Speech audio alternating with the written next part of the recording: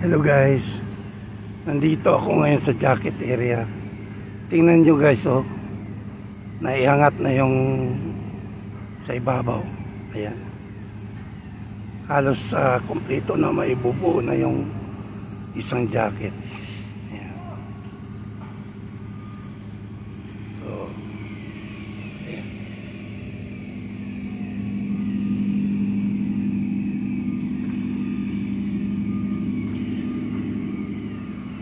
Yan yung ginagawa namin dito.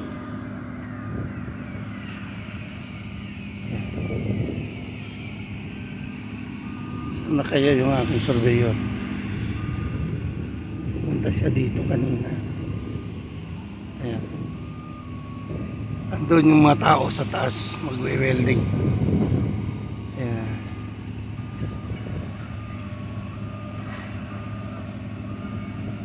Mahaba yan guys.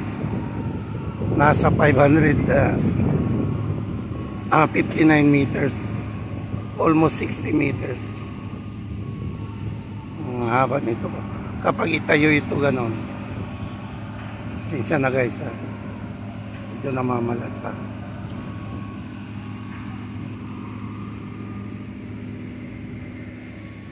Andito pa ang iba, oh.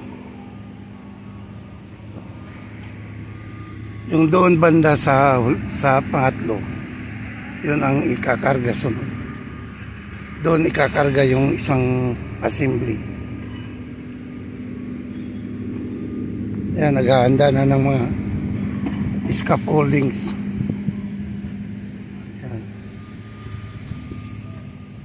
Pagkatapos niyan, ayan yan, jacket na yan. Ito naman.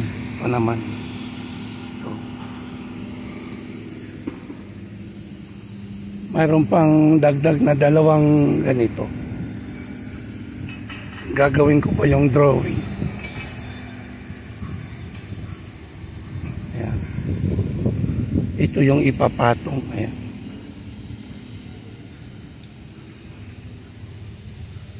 Yung assembly na yan ang ipapatong. Mabigat yan. 6 na crane ang kakarga niya. Ayan.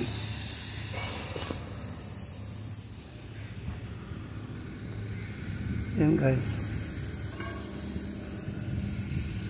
Ganyan ang trabaho namin dito.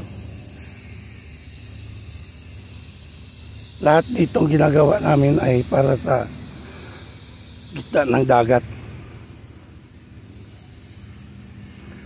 Diyan ipapatong ang deck sa may dilaw na yan.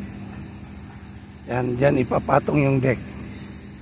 Pag napatong na yung deck dyan, kapag nakatayo na yan doon sa gitna ng dagat, ayan, doon na dadapo yung mga helicopter. Yung mga tao na pupunta doon sa dagat. Helicopter ang gamit.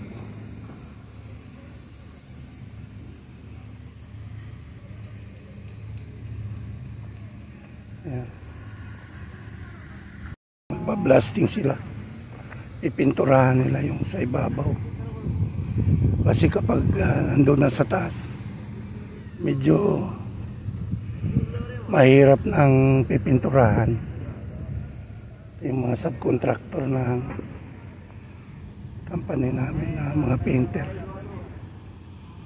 Ayan.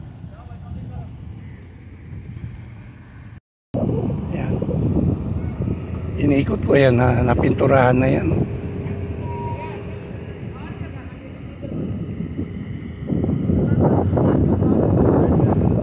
Ayan guys.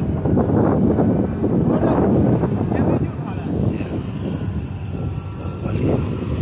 Busy ngayon dito. Ngayon ay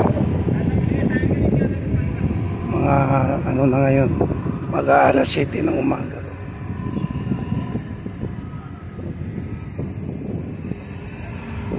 Okay guys, maraming salamat at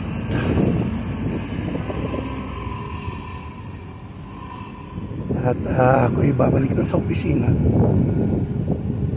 Thank you for watching. watching. God bless us always.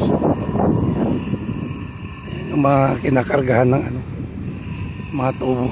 Ito yung kinakargahan ng tubo. Bye for now. God bless us always.